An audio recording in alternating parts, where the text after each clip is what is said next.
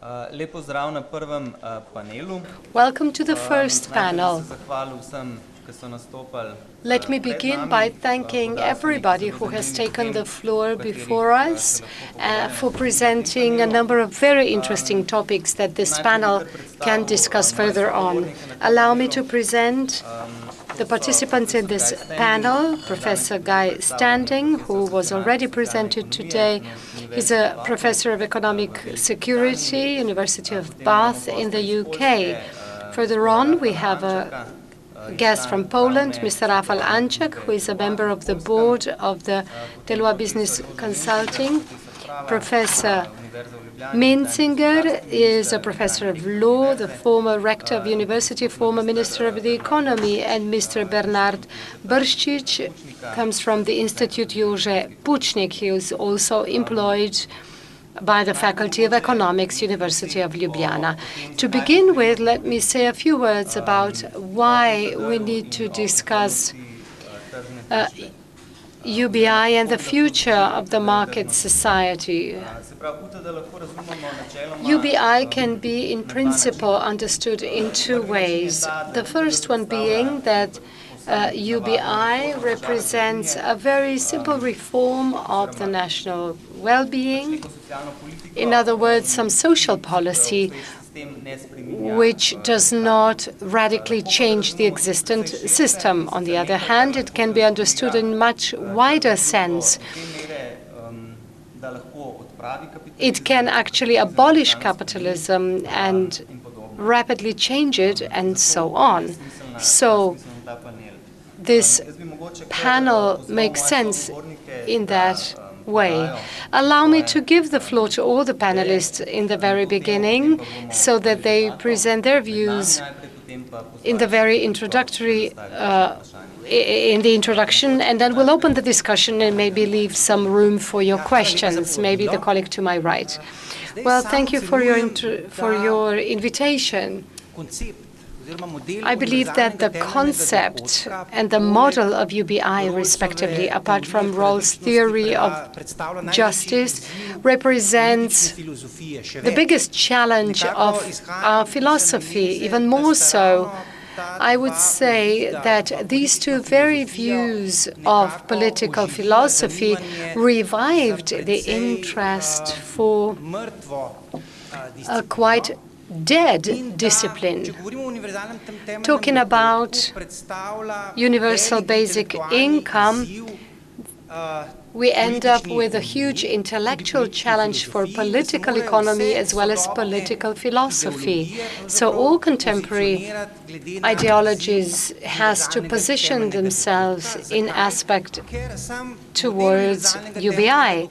Why? The model of UBI addresses the core questions of our existence, the issues of social organization, the questions of a good society.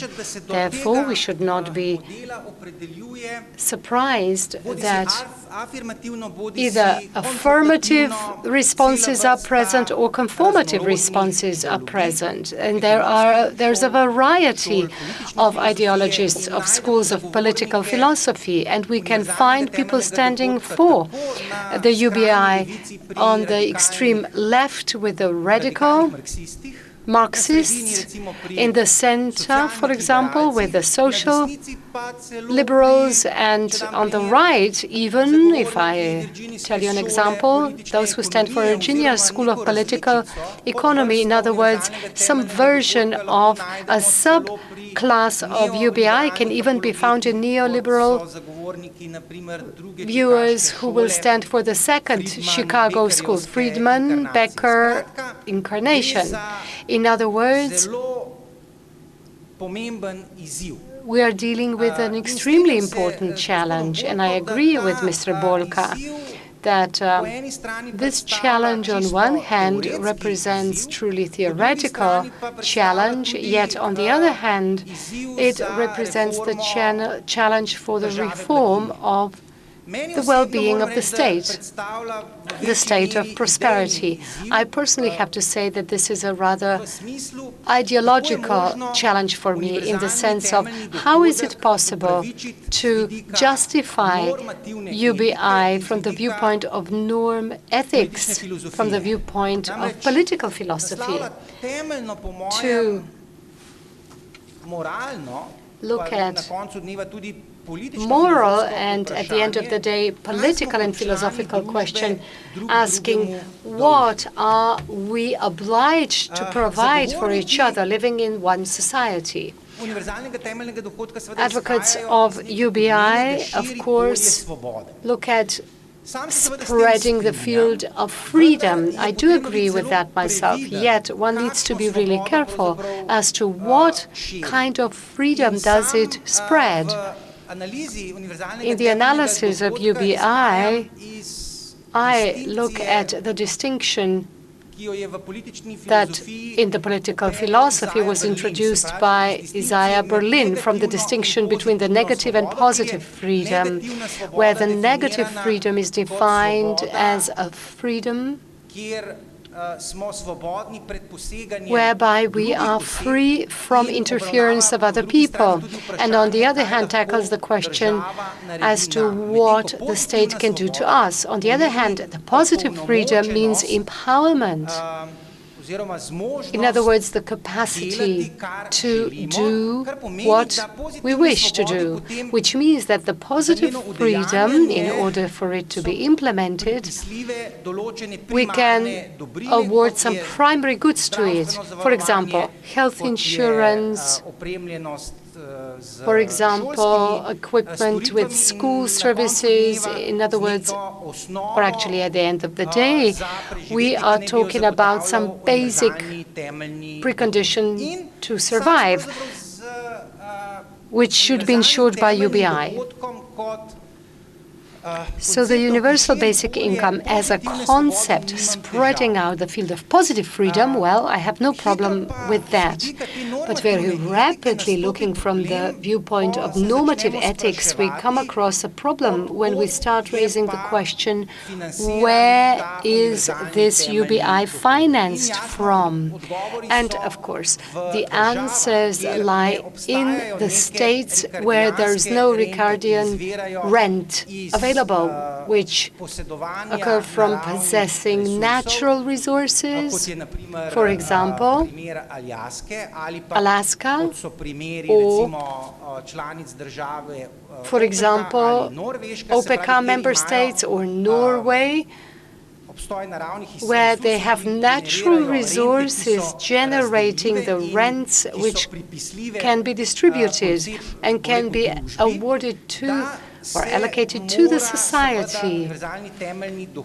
So UBI must be fed either through direct or indirect taxation. And this is the point when we come across a huge obstacle, because I myself am in favor of negative conceptualization of freedom.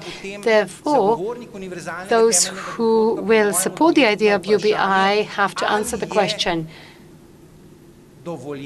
is it permitted to intervene in the freedom of those who, be it with direct or indirect taxation, so we take away a part of their income? So, to my mind, the clear moral answer is that we do not have this moral right. And when we think about what we owe each other or what we're obliged to give each other, we come across a plausible argument against UBI, which is the argument of parasites, which was already addressed by Professor Van Bansen. So, in other words, do certain subjects who are less valuable, or actually who hate to work, do they have the right to demand from the other members of the community to implement some twisted views of life through UBI? And my answer, of course, is yes. Further on, the critics arise from the idea that The problem might be with the way UBI is set up. So the question is unconditional character of it. So it is not based on people's willing to work. When we come across the problem of conceptualization of UBI, looking also at the willingness to work, then the whole model of unconditionality, of universality, can't succeed. So this is a very important argument against UBI. Further on, one of a spread-out argument in literature is the issue of social justice. We're talking about reshaping of market economy into a socially just society. This is an argument on behalf of those who support progressive liberalism. I myself have a big problem with that, since similarly to radical Marxists, I look at the viewpoint that the market society is not a socially just society. Social justice in the market society does not exist. This is a contradiction in the discourse of market mechanism, and paradoxically, it is the very radical Marxists who are right when wishing to use UBI as an instrument of transformation of market economy, market society, into a socialist model of centralized planned marketing. In this sense, I would agree to a certain extent that those who are social liberals are mistaken, that it is possible to make a market system just. Well, no. This market mechanism belongs into a homotative justice only, which means that this is the very justice that is a precondition for it to be fulfilled. It means we have to look at the antique equality before law principle, while on the other hand, equality of the possibility implied by UBI, in other words, the equality of the results implied by the centralized planning system, is not doable in the market economy. Let me summarize my thread of thought. It seems to me that from the viewpoint of normative ethics and political philosophy, I would say that the UBI belongs into the field of social utopia, and that it resolves and saves something that can't be saved and resolved, which means it attempts to set up a system, such as a market system, it attempts to make it socially just. And I don't think you can do that, since if forcefully the matrix of social justice is imposed on the market system, you take away systemic and catalytic capacity of the system, and by doing so, you practically, partially or completely enable or prevent it from working, or you make it weaker. So social justice, to my mind, is doable only in a centralized planning system. And this is why I believe that this is a beautiful model for a centralized planning system. It does, on the other hand, have, of course, a slight deficiency, because centralized planning systems simply don't work. And they don't work for two reasons, the first one being a quantic one, which means that people are not as predicted by the advocacy of the centralized planning system, which means that people are not angels. We are beings of evil, sin, We are dirty, bad and ugly. And with the theory of the society, it is of key importance to arise from the predomination that people are probably beyond repair, that we operate on the basis of self-interest, not necessarily as homo economicus, far from it, but definitely on the market the main factor is self-interest. The second deficiency is epistemic one. Centralized planning systems simply cannot operate for the reason of epistemic demands for its operation are not possible to be fulfilled. It is based on the so-called synoptic mistaken thoughts, saying that it is possible to look at the particles of the system which are dispersed in it, and they can be collected in one single mind. In that sense, the centralized planning system, to my mind, is volatile, is a very weak system, while market system is based on optimum predisposition and epistemic predisposition. So my conclusion at the end of the day is not a nihilistic one. It is nihilistic in the sense of the capacity of justification of UBI from the viewpoint of normative ethics. It does not, on the other hand, exclude one very legitimate pragmatic option for solving the problems of contemporary state of well-being and prosperity, regardless of the fact that in theoretical sense this is an example of social utopia. It does, on the other hand, open up a very legitimate field of discussion and discourse, asking the question how we can improve the operation of the state of well-being and the state of prosperity. Thank you.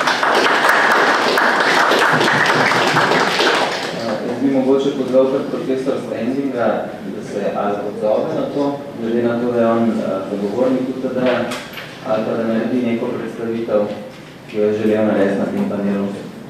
I would like to recall a number of points about what a basic income means, which are sometimes forgotten in the discussion. Several of the points I'm going to make have not been mentioned this morning. First, a basic income is universal, which is allowing a clawback from the rich. You have a universal system, but you can still take back what is given to the rich through higher taxation. Second, we believe in unconditional social transfers, an unconditional thing. But that does not mean that in moving policy towards a basic income, one should not consider some politically pragmatic conditional ideas. Now, I firmly believe that no conditionality should be introduced that reduces the freedom of the individual. And also that no conditionality should be allowed which distorts the market system.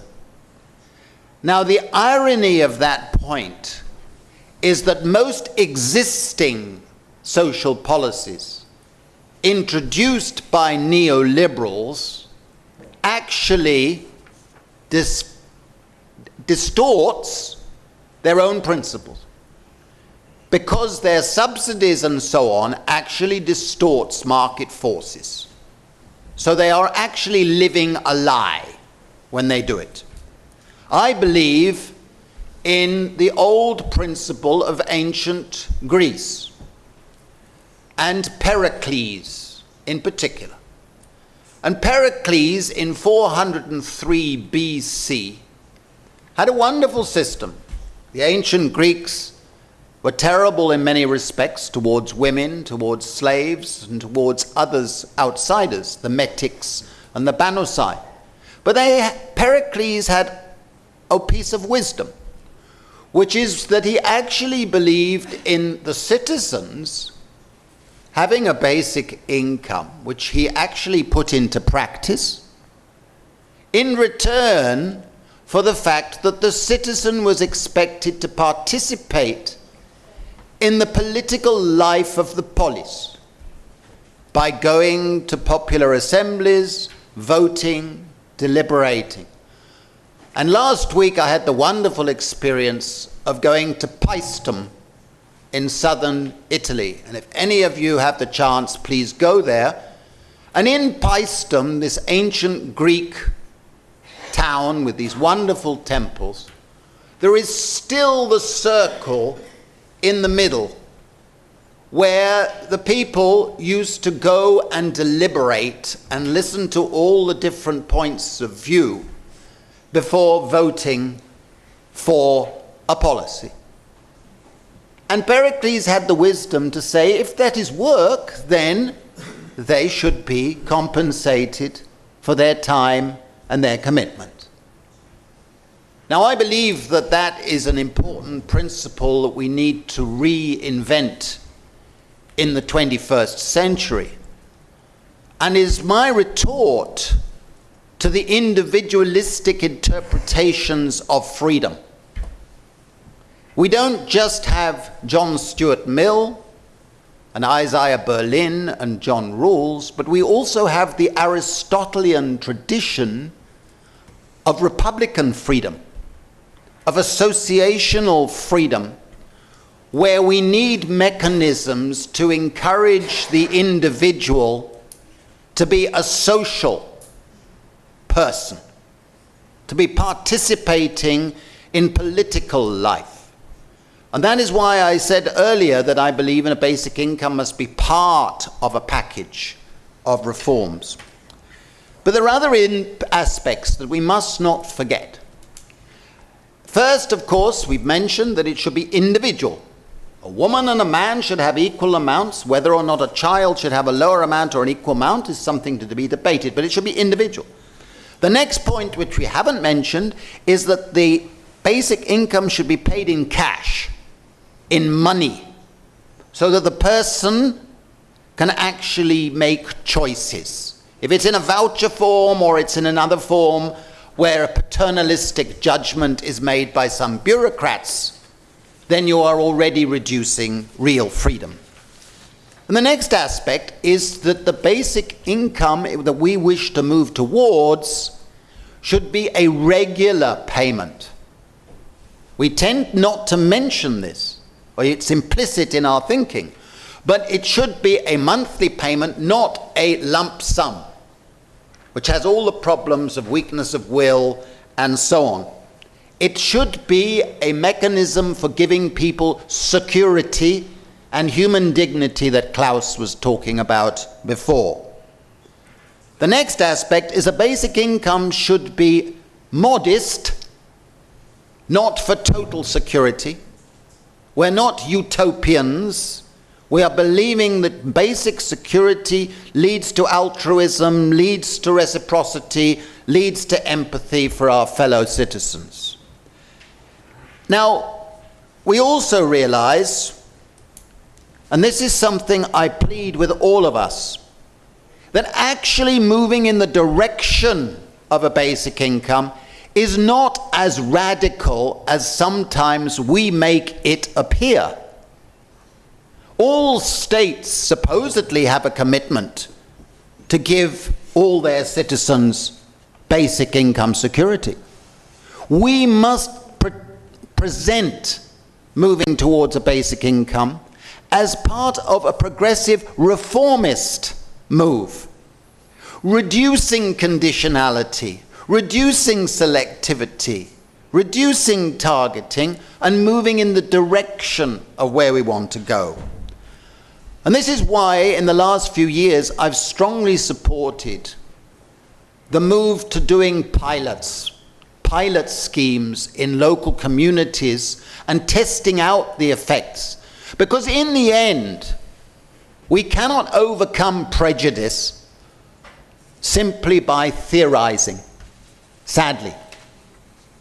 But when I go to those Indian villages and see the effects, and I invite people who are skeptical to come to those villages, and we see the effects, they all go away and say, I support a basic income. When you go to Brazil and you see the Bolsa Familia working, people come away and say, I support basic income. It's the actual experience of seeing the emancipatory potential that is so exciting. Now, the last point I want to make, by way of introduction, is that I believe that all social policies should be judged by 5 principles of social justice or distributive justice. The first principle is what I call the security difference principle with deference to John Rawls. The security difference principle would say that a policy, any policy, is just only if it improves the security of the least secure people in society. And we should judge every policy that's proposed by any politician by that criterion. But the second policy of distributive justice, which is less often observed, but John Stuart Mill, the origin of liberalism, would clap willingly, is what I call the paternalism test principle. No policy is socially just if it imposes controls on some groups in society that are not imposed on the most free groups in society. A policy that imposes controls and restrictions and conditions on a weak group that is not imposed on the stronger groups in society is by definition unjust. And the third principle by which any social policy should be judged is a rights not charity principle, which means that any policy that strengthens the bureaucratic power to make discretionary decisions about who gets a benefit and who does not get a benefit is socially unjust. A policy is just only if it increases the rights of the recipients of the policy and doesn't increase the power of unaccountable power. And the fourth principle by which any policy should be judged, and which is why basic income tends to come out so strongly, is what I call the dignified work principle. A policy is only just if it allows for people to pursue a more dignifying form of work in their life. Current policies around Europe do precisely the opposite. They force people to do demeaning, low-paying, humiliating, useless jobs. But dignifying work is what I was talking about earlier. And the fifth principle by which I would say every social policy should be judged is what I call the ecological constraint principle. That any green-oriented person, any young person, should support with all their strength. And the ecological constraint principle is that no policy is socially just if it imposes ecological costs for the community and for individuals without the benefits. And what we have with this emphasis on jobs and growth is an excuse to lower the costs on pollution, not cause employers to have to pay full costs because it might reduce job creation. This sort of rationale is ipso facto unjust. And all of these 5 principles, I believe, lead us to support moves towards a basic income.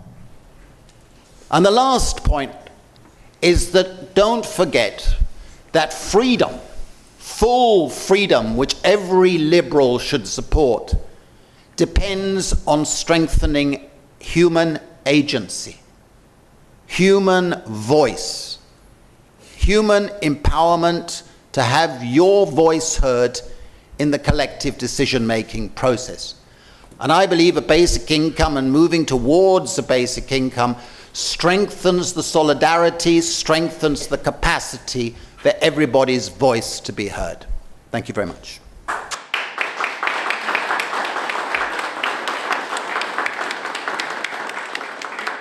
Najlepša hvala. Še gospod Antczak, prosim bi ga za uvodno besedo. Okay, let me maybe start with the slide number 1. The current economic situation, as you may see, is that we are in a rather difficult fiscal arithmetics. All countries above the red 45 degrees line are more or less fiscally stable, meaning that either they have high enough GDP growth or high enough primary balance to not to allow debt to expand more beyond the current level. As you can see, Poland is actually close to the x-axis, which is real GDP dynamics, with the forecasted GDP growth slightly over 2% this year and next year. Just to compare, Slovenia is here. We have a pointer.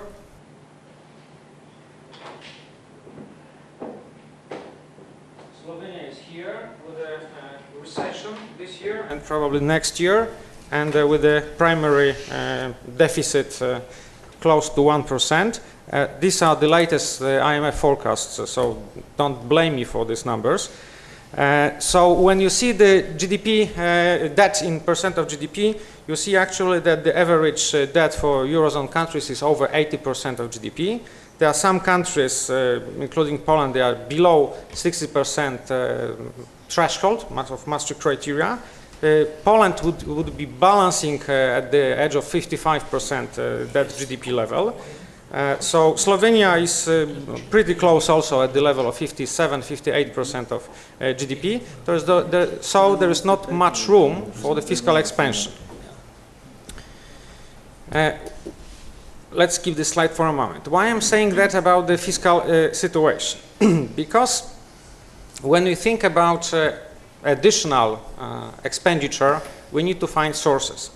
Financial source. And the problem is that we hardly can find a source if we think about additional expenditures. Because if you look at the nominal unit labor costs, including wage growth, you see that in many of the European countries, I just put some examples of Poland, Slovenia, Slovakia, Germany, Spain and Greece, nominal labor cost was increasing, and in some countries increasing above, much beyond the labor productivity. So when you compare the upper slide and the lower slide, you see that some countries, like Poland, for example, hardly match the increase in labor cost by the increase in productivity. So it's still sustainable. But some others, including, for example, Spain and Greece, have over excessive increase in labor cost, meaning wages, that was not followed by the labor productivity. So I do not share the view of excessive supply of labor that had a depressing pressure on the wages growth, because the facts are that in some European Union countries, meaning especially Greece, Portugal, Spain, Italy, the growth of wages and unit labor costs were just too high, too excessive, and in double digits if you look on the basis of 2005 or even 2000. And this is the ground of the problem, that these countries lost competitiveness because of that. So to regain the competitiveness by economics, it is either necessary to lower the nominal wages, which is very painful, and actually in transition economies like Poland we experienced that. Some other countries, meaning Baltic countries, during last years did exactly the same. Either you deflate, you devaluate the exchange rate, which you don't have because there is a euro, so the option is just to leave the eurozone. But apparently 75% of Greeks are not very much interested in this proposition. Or finally, you can of course deflate the wages by higher inflation. That would mean that the real value of wages would go down, which is also not a very interesting option, especially that inflation is the most pervasive tax for the poor. So there's not much room. However, if we think about equality and the idea, nice idea of universal basic income, I just, looking from the perspective of my country, also Poland, have one problem with that, because this is idea that probably will not solve the key problem that is faced by the labor markets in Europe and in Poland especially. Unemployment among young employees, young generation. And as you can see, Poland is a violet line. Before the entry to the European Union, unemployment in Poland among people at the age of 15-24 was at the level of 40%. I remind you that this is the time when actually in 2004-2005 that the growth dynamic in Poland was over 5%. And irrespective of that, 40% of young people were unemployed. This is exactly the same level faced by countries like Greece. You see the last column. Greece is now recording 44% of unemployed among young. And unemployment in Poland declined to the level of almost 26%. Most of the reason, of course, for that is migration of young Poles from Poland to the European Union in search of the jobs. And that is why we improve statistics. From the economic perspective, of course, it is, especially from the long-term growth perspective for the country, it's not the best idea. Doesn't matter that there are some transfers, financial transfers to home country, but still it doesn't compensate for the loss of assets, which are people, young educated people. So question is, of course, how much universal basic income may improve the situation of young unemployed? What would be the incentives for them to look for the jobs and to improve their well-being? Finally, of course, if we move a little bit further, I mean, to the first slide, second slide, just looking a little bit ahead, we see that that's an example of Poland purely. That the economic situation in Poland is not as much favorable because the GDP dynamics is slowing down. These are actually our forecasts, so they are a little bit more pessimistic than the IMF because we may rather expect GDP to decline below 2% next year.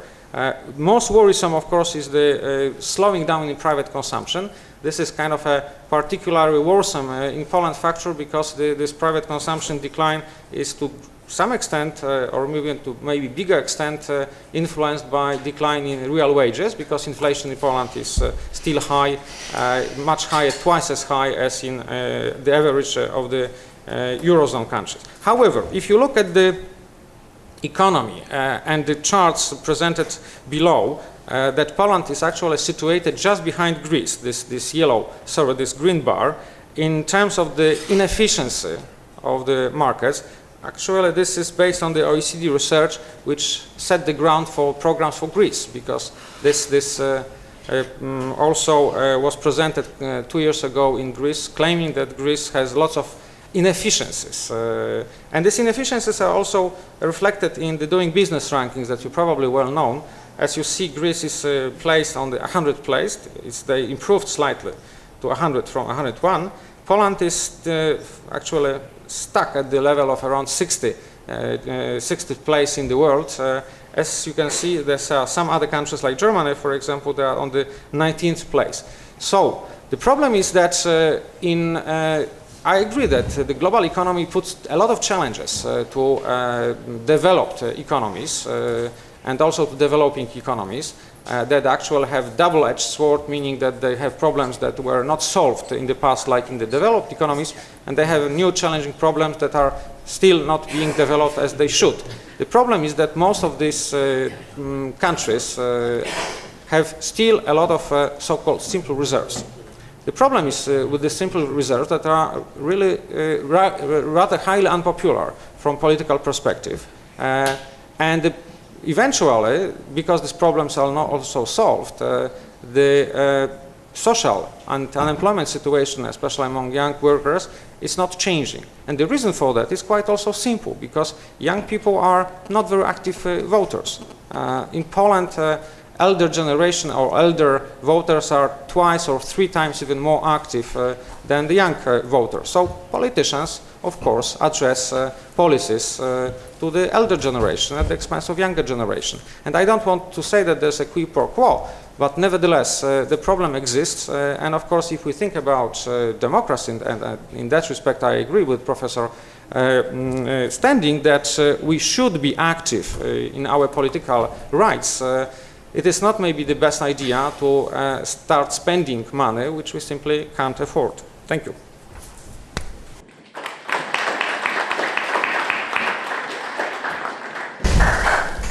Hvala. Še profesor Mencinger. Thank you, Professor Mencinger. Yes, once again, I would like to apologize because I will leave you, because 2:15 I have to be in Portorož at the Slovene coast. I have a meeting. Anyhow, we heard three quite divergent views and opinions in relation to UBI. First, a view of a liberal, in a good sense of the word. He believes that the market is operating well, that it also creates justice. Then, a second opinion, who advocates the introduction of UBI without any compromise, and to a large extent I subscribe to his view. Then thirdly, a typical economist who traditionally speaks about debts on the state level and presents us with graphs and tables. So really a divergent landscape of views. I am not a typical liberal, I'm not a typical economist, I'm somewhere in the middle. I do not believe in perfect societies in one way or another, but I believe in such a society where we have a mix of systems, one individual, one vote, and also one euro, one voice. So what is a mix between two concepts? Everything depends on history and value judgments, but we don't have such a thing as a perfect society. When it comes to UBI, is it an utopia or not? Well, probably it is very difficult to say beforehand whether this is the case or not. Probably you do recall 1990. This was the year when we heard a lot about the end of history.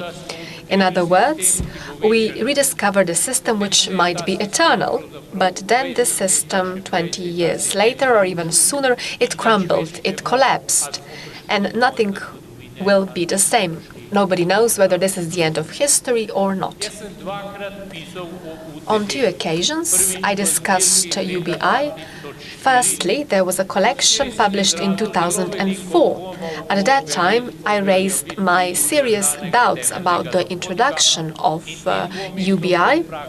And these doubts were of practical nature, whether we will talk about the increase or replacement of funds, or whether this could be introduced at the European level, or whether it is feasible to have a nation-state approach, etc. I also talk about possible reactions of people, whether they will be in favor of raising taxes or whether they will oppose the idea as such. If I recall, Slovene trade unions opposed UBI, which might be somewhat strange, and then Friedman is a different line of threat. They have the opinion of the so-called negative tax. Then in 2009 or 10, I revisited the topic. When it comes to my doubts, well, they were not as pronounced. Why? With the arrival of the economic crisis, I was more in favor of this idea, because it seems that there is no end to this crisis.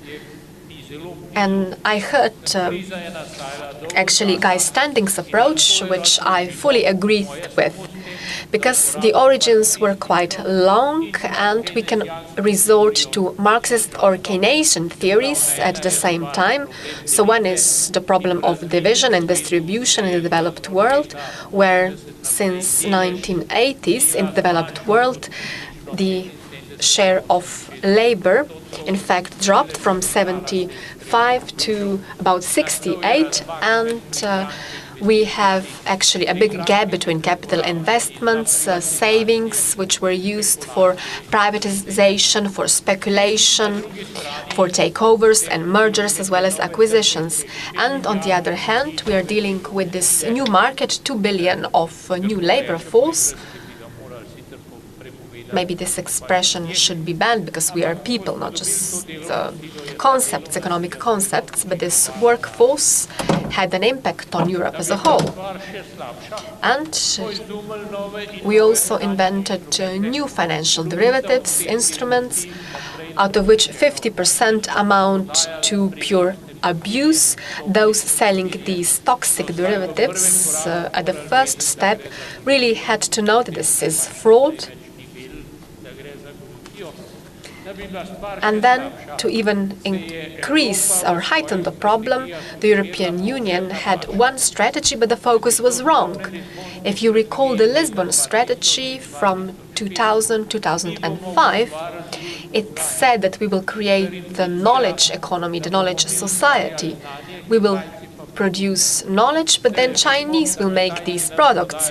It seems that they are not selling products, they are marketing products, but we are not selling and marketing knowledge. And just look at the payment or balance sheets of China and you, and everything will be clear. So this is what Europe amounts to, well, this fine concept of knowledge economy, but now we are headed in the wrong direction. In 10 years, they destroyed European industry base, and it will be very difficult to reinvent the principle.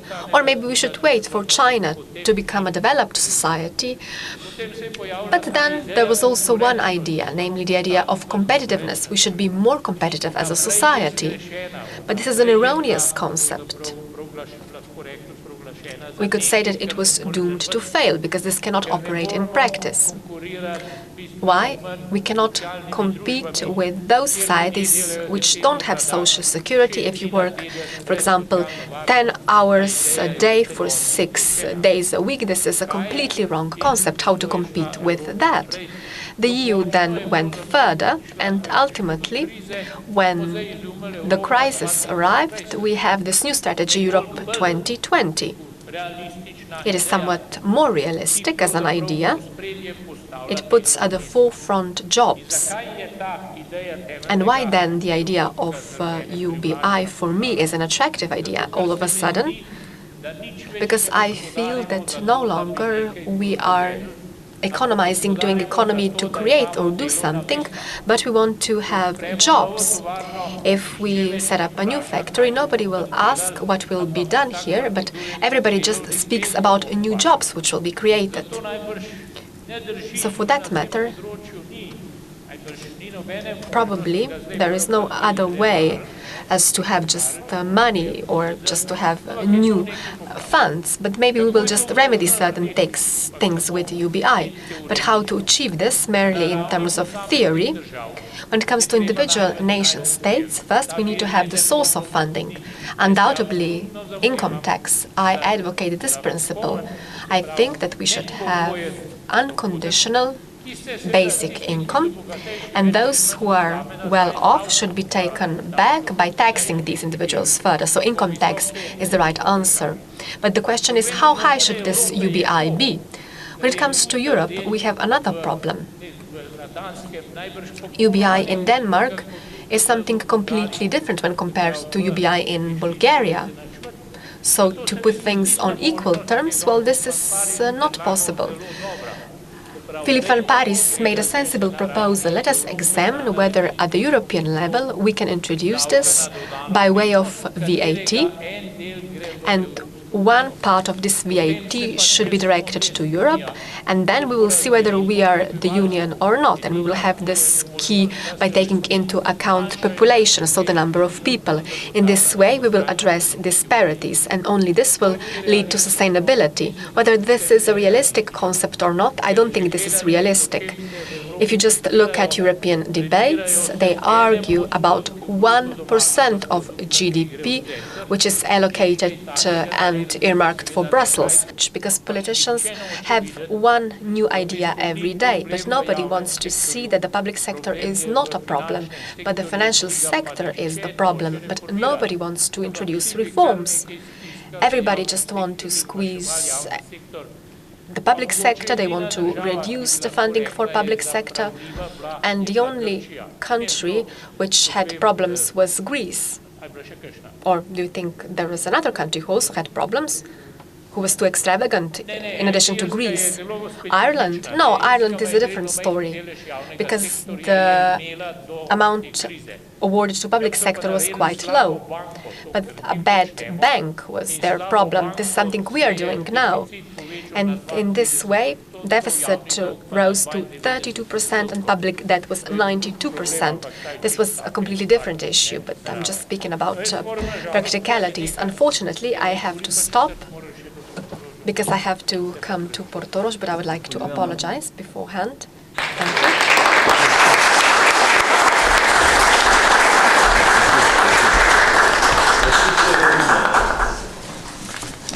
Zdaj bi pa mogoče Well, now might I ask the panelists to provide a description of a society in maybe 20, 30, 40 years, a society with UBI and a society without it, just to understand, to get the picture. Well, I believe that Fukuyama's thesis from 1989 still holds true, that there is no alternative, that this is the end of history, in the sense of not free marketing system being the best of all possible worlds, far from it. Professor, I would join Professor Standing in his appeal to have reaffirmation of what political is. From modern society on, we are dealing with the death sentence to the politics. I believe that all neoliberal system, from the viewpoint of achieving the ideal society, is, I believe, lost and mistaken. Why? Because it kills off the political. And I would actually join his appeal to reaffirm the Republican conceptualization of freedom, which is truly based on participation. Yet, on the other hand, the reality is such that I believe that this marketing system that on one hand demands the killing off of the political, well, that this is very hard to replace. And we probably need a new utopia in a way, which is probably not universal basic income, but it means an appeal to reevaluate a human being.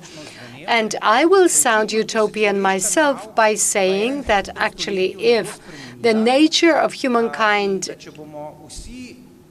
does not change in the 21st century, if all of us were just homo economicus and we were driven not by self-interest but only by selfishness, then the future is very dark for us. In other words, we'll need to reaffirm the ideals of the antique, of the ancient politics as a joint space, understanding politics as a manifestation of something that is for the common good, and not having to deal with politics without romanticism. With Machiavelli's turn, it reached the point of understanding politics as the fulfillment of interests. So in one sense, we do need a reaffirmation of this model of a good society. As said, I'm not too enthusiastic about UBI to be the path to reach that. It is, on the other hand, a model that addresses the right questions, for sure. Therefore, I highly evaluate this model because, in my opinion, it addresses the right questions. And by formulating a good social ideology, not in the bad sense of the word, we need intellectual challenge to do so. And I believe that UBI, following our discussion, remains the #1 intellectual challenge, as said. If I come back to your question, I think that unless there is a radical technological breakthrough, even in 50 years, looking at the social unjust market economy, and some twisted liberal democratic political system which will support it. So this desirable process of social changes, unless there is a said radical technological change occurring, which is not impossible, if I'm rather utopian to conclude with, so that humankind resolves the economic problem, then one cannot hope for any radical. Economist about future of the forecast, because economists do forecasts sometimes. I also do forecasts. There are always assumptions, and these assumptions are quite often more important than the results of the forecasts. So the assumptions, actually I see three assumptions that you might need to answer yes or no. And the first assumption is that probably the fact that we all agree that we are at the crossroads in the European Union. The crossroads is that there is kind of some old European Union built by our fathers or grandfathers, and there is a new that would be already shaped by the younger generation that is more European oriented than even my generation is. So this crossroad, of course, puts some tensions, social, political, economic tensions, and we are probably exactly at that moment. So depending how it will evolve, we will get a positive or negative result. Second issue, which is quite highly unpopular in Europe, is the question of energy costs. Energy is the key for the economic development. Of course, we can think about being environmental friendly, but also we need to base our development on a realistic situation. And what I have in mind, question of shale gas, for example, is very important for Poland. It is highly criticized, of course, issue in the European Union by different countries for different reasons. France has different reasons than Germany has. The fundamental issue for Poland is that shale gas, if exists at the reasonable cost, would decline the carbon emission by half, because we are based on coal. The other option does not exist for Poland, because we cannot import more gas from Russia, because already 95% of imports is from Russia. So for political reasons, bigger scope of imports from Russia is not realistic. So there's no other choice. Of course, there is a third choice mentioned by Professor Mensinger to shift all the manufacturing from Poland to China or further to the east, that the low energy costs, they could pollute even more. So I don't think that this is a serious. The serious debate should propose serious propositions. And if you look at the United States, what it was actually achieved in terms of the shale gas extraction, declined in the price of gas in US, which is now from $70 to $100 per 1,000 cubic meters. Just to compare, Poland imports gas from Russia, so the price is 550, so 5 times higher at least than the cost of energy in US. And of course, we cannot be competitive even towards the US at that price. So energy costs. And the third, which I had mentioned in my presentation, jobs for the younger generation. If the European Union is not able to generate jobs for the young generation, we will fail, because simply there would be no replacement in economic sense of the elder generation. And actually it came to my mind when we are talking about productivity, the issue of Lisbon agenda. There was such thing as Lisbon agenda, assuming increasing labor activity and increasing productivity. There's, I think, one country that took this serious and reached some results. This country is Germany. So if you look on the German model, actually this is the country of fiscal stability, labor productivity, of course, including manufacturing, which is, as you know, actually the sector is losing jobs all across Europe. If you take UK, Spain, Poland, but not in Germany, because the productivity is high, even at the level of high wages earned. So there is no simple other practical model on the table. If there is one, I would be happy. A year ago, when I did some work in Greece, Greeks actually at a similar conference like we have today asked me why Poland is not proposing its own model, because we heard that Poland is growing more rapidly than the average EU country, so probably our recipe could be applied for rest European zone countries, and then hopefully we could reject the German model of fiscal stability. The problem is that there is no Polish recipe for the situation, because Poland is just in a different phase. We may end up like Greece in 15 years' time if we follow some policy of fiscal irresponsibility and higher increasing cost of labor, or we may take the lesson how Greece or Portugal or Spain ended and do something different. So, assuming that we pass these 3 tests, or the final 4th test of some new European Union built on some economical logic, which doesn't mean that we shouldn't reverse some social policy within European Union. So we can think about building New Europe. And of course, I fully agree that one of the key issues to build this New Europe in a positive sense is the political participation and the democracy, that the scope need to be much higher than it currently was. But this is probably a job for you, I mean, younger people. Thank you. Professor Standing? I promise this will be the last time I speak, so I will keep quiet after this intervention. But I cannot help, I'm an economist, and I cannot help but feel I must respond to some of these economic arguments. We've been told there's no room for fiscal expansion, and we were shown graphs. I've been lectured by neoclassical economists for the last 20 years that you cannot have redistribution because there's no money to pay for it. When the banks went broke, bankrupt, suddenly governments found billions of pounds and euros and dollars to give to the bankers. Now, you don't have to be a super economist to say there's some hypocrisy going on here. The British government has given the banking community over 400 billion euro free. Free.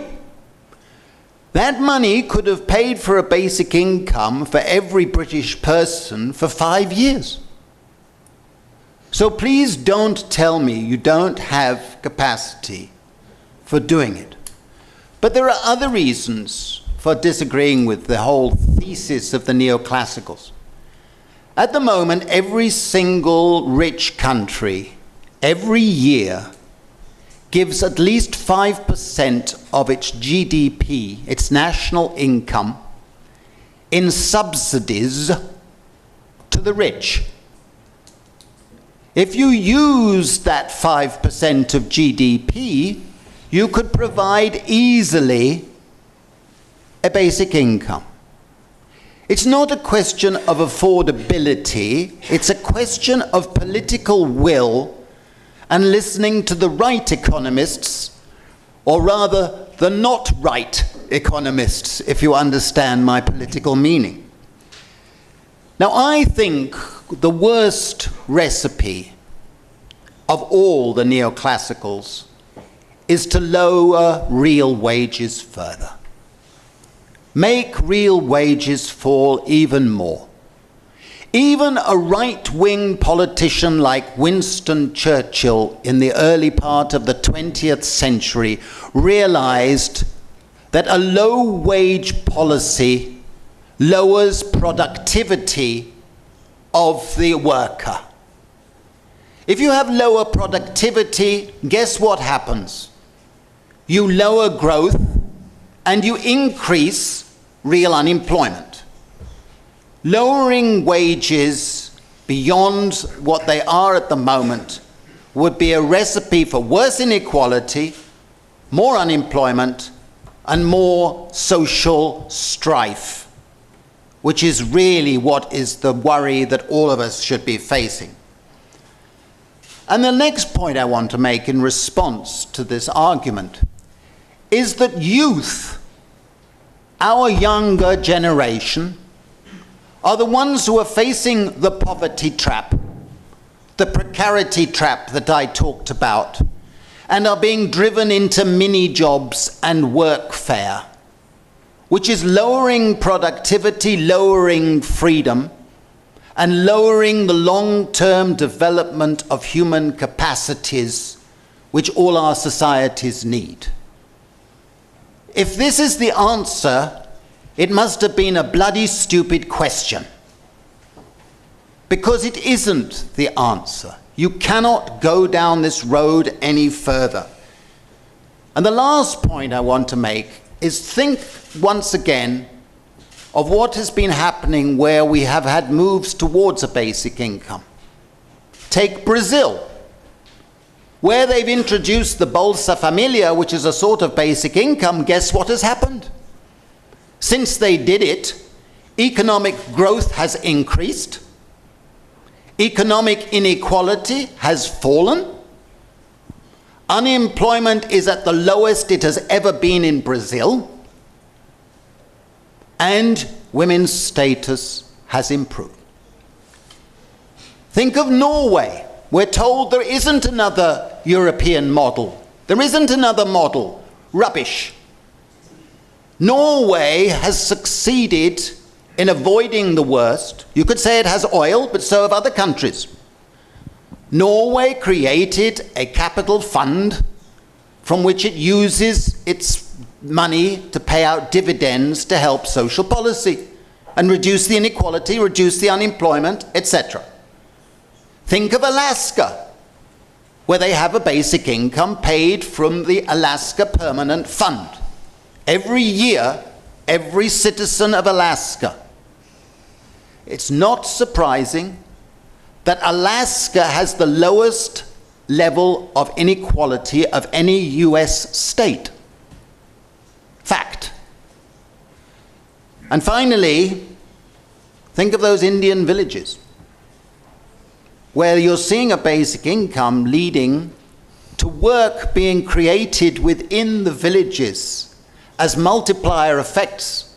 And a basic economic concept of Keynesianism has led to the transfer of demand for aggregate demand for low-wage products and services that the locals need and that the locals can pay for, and they create work and labor for the citizens of those villages. It's creating a virtuous circle of development that basic income is really coming into its own. And I think that is a strong reason for supporting it. Thank you very much.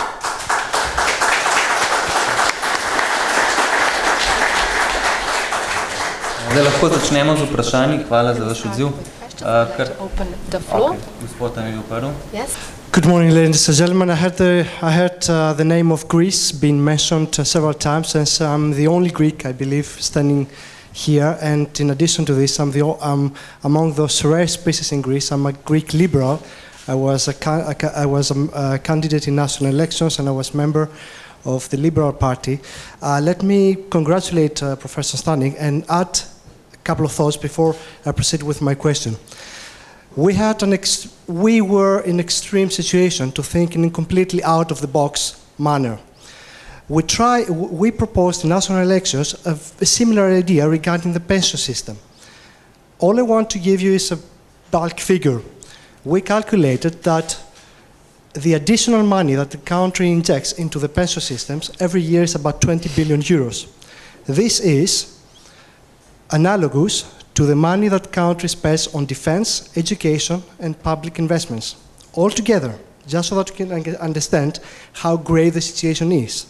We had about 180 state pension funds and their administration.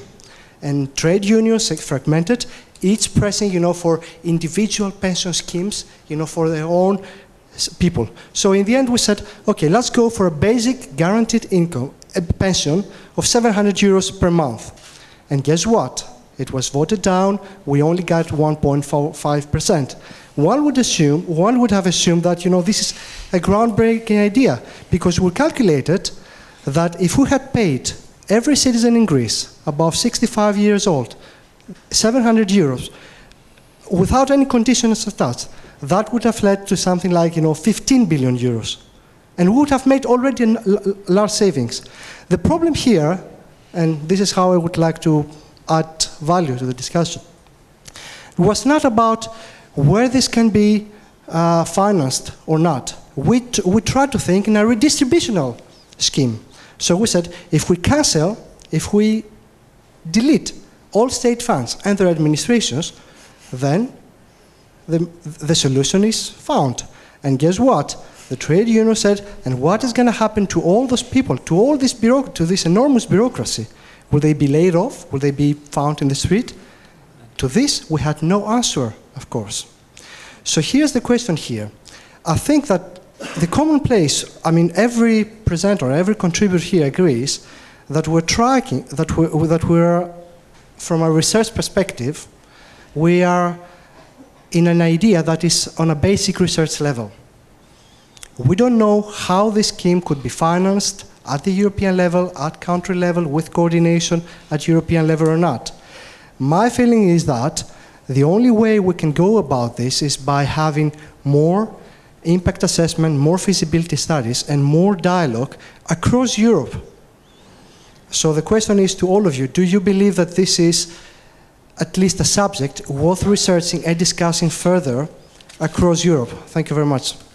Thank you very much. I would also like to thank all the participants, because this was a very interesting debate. We heard many interesting thoughts.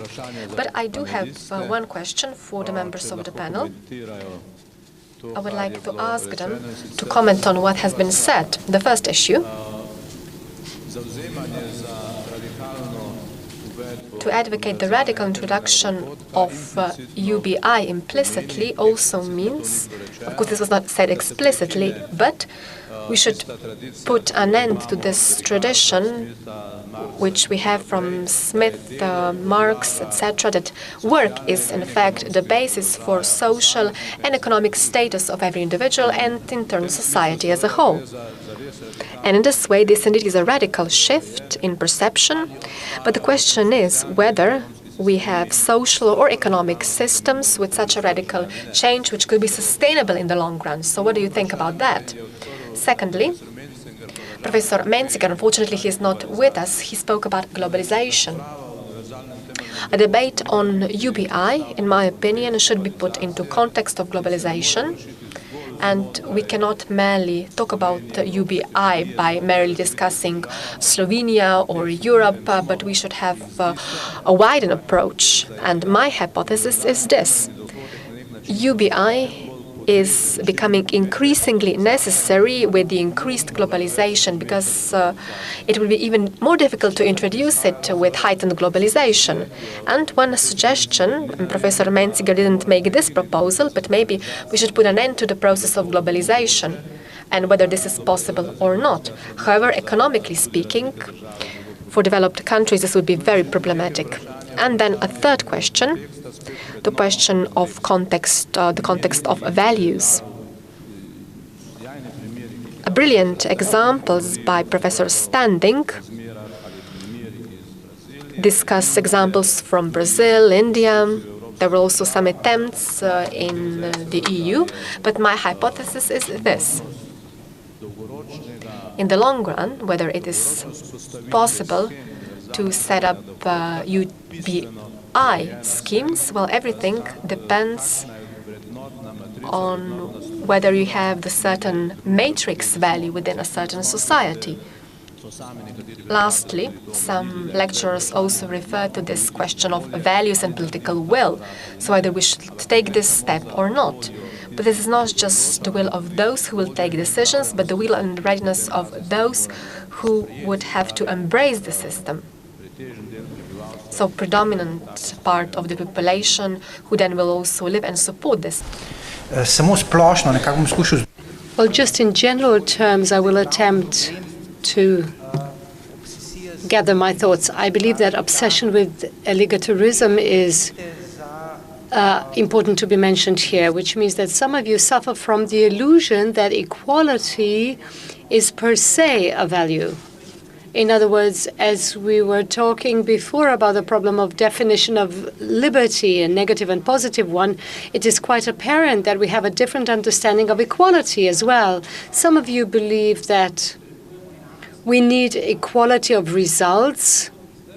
The gentleman from Greece mentioned an example of the proposal of the reform of pension system, according to which there would actually be illegality regardless whether you contributed with your work or not.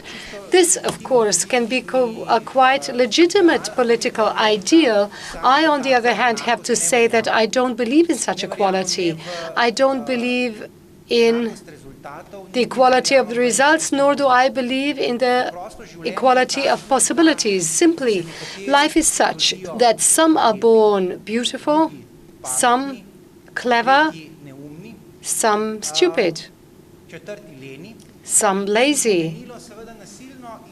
And it would be made by force to equalize people, which is a huge violence against the freedom of an individual. So I believe in free society, only one of the ideals of equality is possible, which is equality before law. Going back to ancient Greece, Aristotle's system of equality before law. And I myself suggest that the very problem of contemporary society and market society is the fact that this form of equality is not ensured, which means that the state of law is not operating. I myself would rather think in the direction of how we can introduce equality before law and make it possible rather than talking about equality of results, since we do know that this obsession with equality, which at the end of the day refers to the problem of distribution, well, hereby I believe that we are mistaken. I believe that in the market process, the process of production and the process of distribution are separate. This is the well-known mill. John Stuart Mill is a manifesto of economic theory that actually led the economics of well-being in the 20th century to totally misjudgment, talking about the process of production and distribution.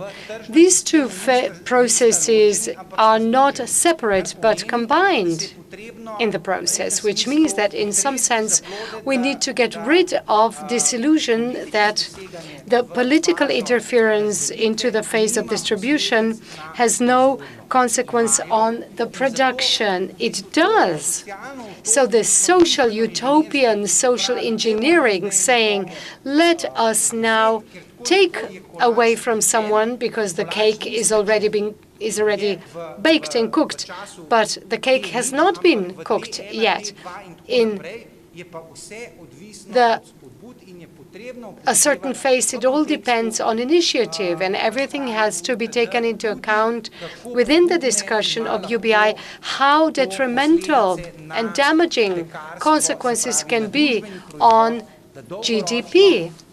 So in long term, if we are too much interfering with the distribution function of marketing mechanism, the consequence of it can be that the ideal of equality will be materialized, yet, God forbid, also inequality in poverty, which was presented by socialist experiments of the 20th century. Well, maybe I can respond. I believe that UBI is far from predicting equality of results. It actually defines some basics on which an individual can, something that an individual can build on. So it's just equality of an initial point, not equality of the final results. One more question? Good. Hello, everybody. Let me start by saying that I actually agree with Mr. Brščic in some way, because we do need radical changes. And I believe that UBI is not such a radical change as of yet, but it does open the time and space for radical changes to happen. Which means that maybe this will be fantasizing now, but radical changes without UBI mean really radical changes, and the way of achieving them will be rather radical. On the other hand, UBI enables such, in a way, a peaceful approach to it. I also agree with Professor Svetlik, who raised the question. This is why we talk about universal process, not a global process. It's not a Slovenian one nor a European one. Everything is gradual, and every given environment tackles it within itself. On the 16th of October last year, this was explicitly said by Klaus in Algerhard Heftner, or Ronald Blaschke, a German supporter of UBI. One of those people explicitly said Europe cannot take the right of introducing UBI and influence the activities of the rest of the world. So UBI is not the final objective, and it's not an absolute solution. UBI is merely one form, one way of making it easier to look for other with you that without which ones, talking also about marketing economy, and forget the rest, well, it's not possible. Thank you. Well, I wish to join this panel by reacting the words of Professor Brščic. This is yet another proof where we see it is non-consensual views that encourage the discussion to begin with. But let me start with what I only understand today, in what way I'm allowed to agree with you. You said that epistemologically it is unsustainable to look at the rules of social justice and introduce them into a marketing system. In that sense, I do agree.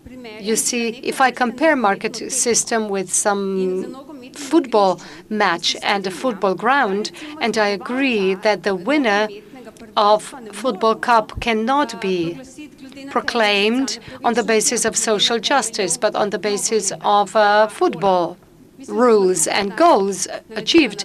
I believe that this is where we come across our core agreement.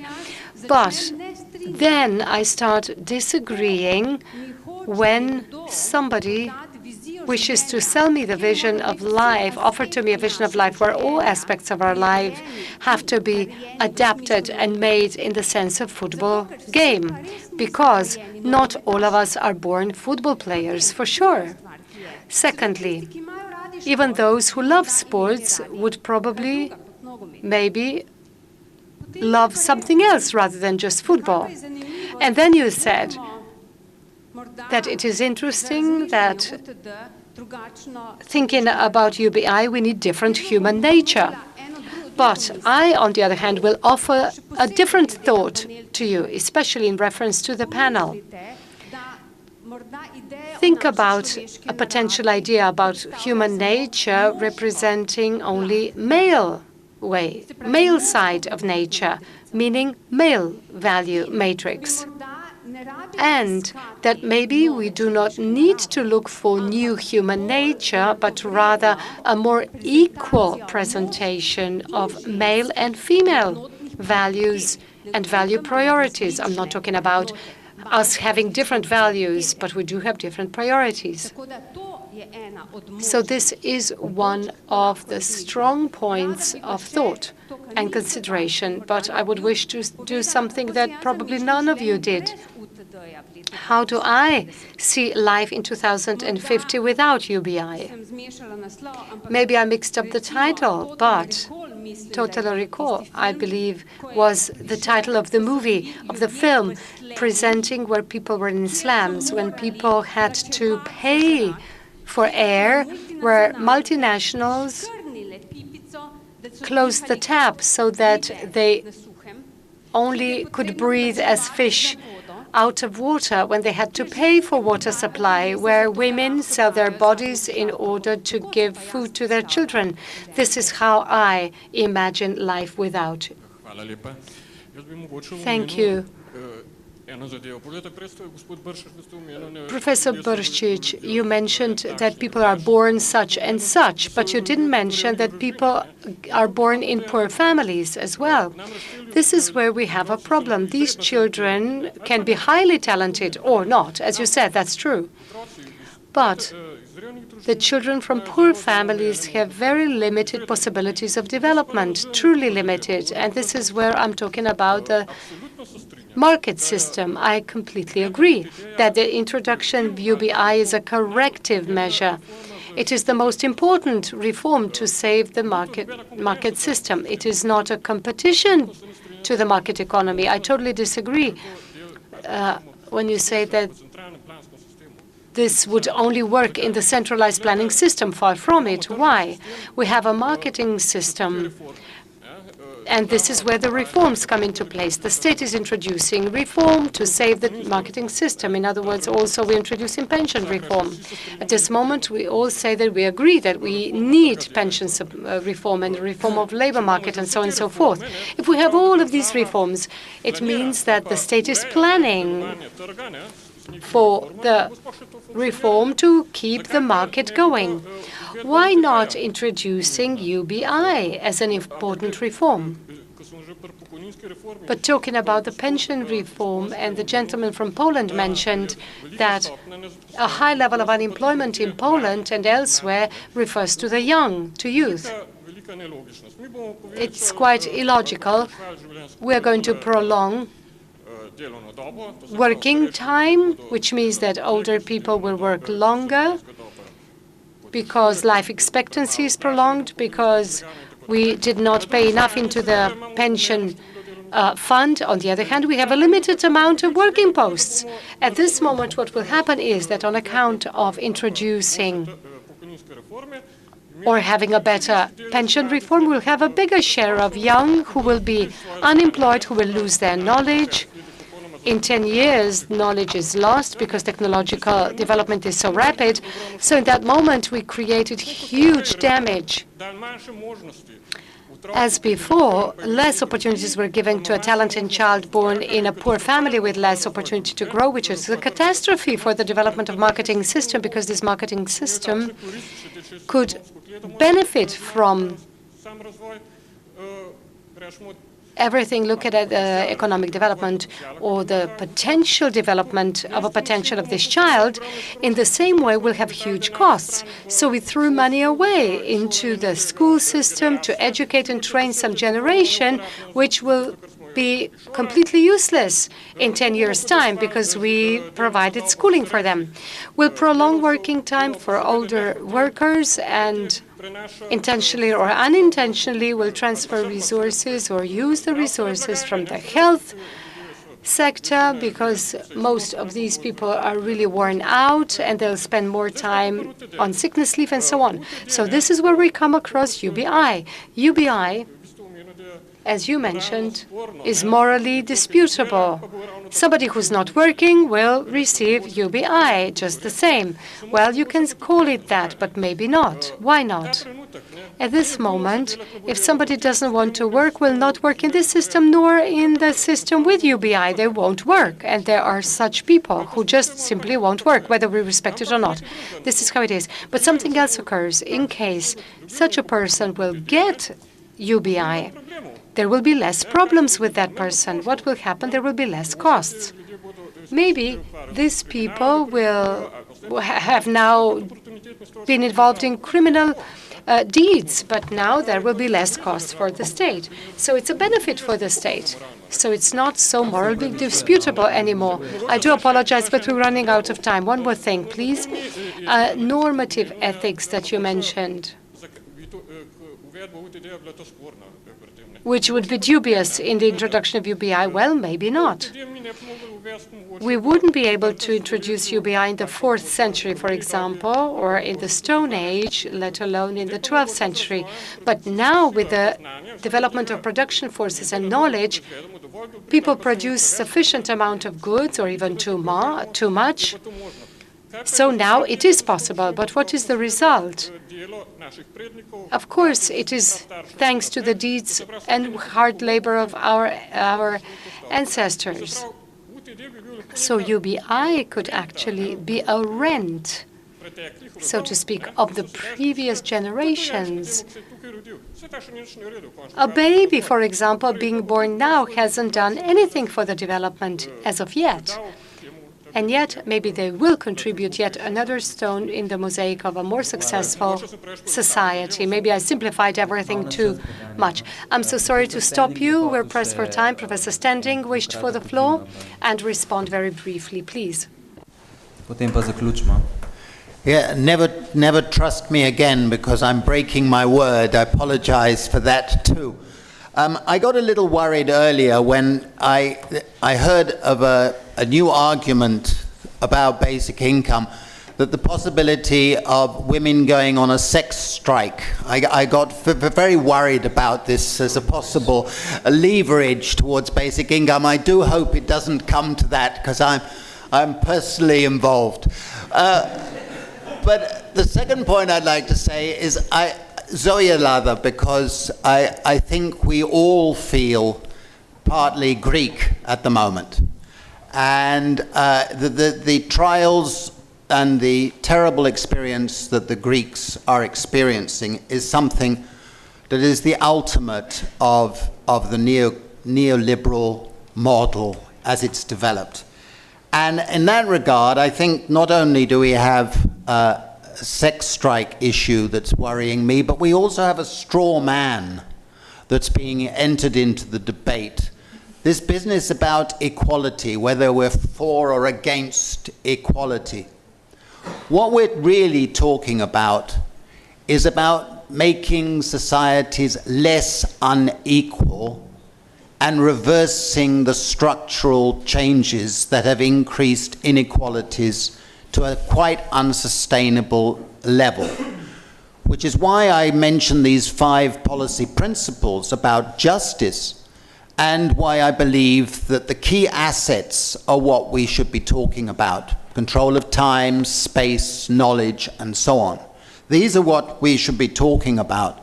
And reducing the inequalities include getting the populace, all of us, to have access to financial capital. Because the proceeds of globalization are going to financial capital almost overwhelmingly. Real wages have been falling all over the Western world and in many other countries as well. We have a disgusting situation where chief executives in a number of countries earn 400 times what the average worker receives. 30 years ago, in those same countries, they earned 40 times, which was bad enough. That was a lot of inequality. But we have a situation now of grotesque levels of inequality. And that is what we should be really talking about, and where basic income is one instrument among others where we can actually reduce the inequalities and increase people's access to the basic assets that we need to create the good life. And that should be where our position stands. And that is not dismissed by talk about being against equality. I'm an egalitarian and I'm proud of it, but that's another issue. Thank you very much.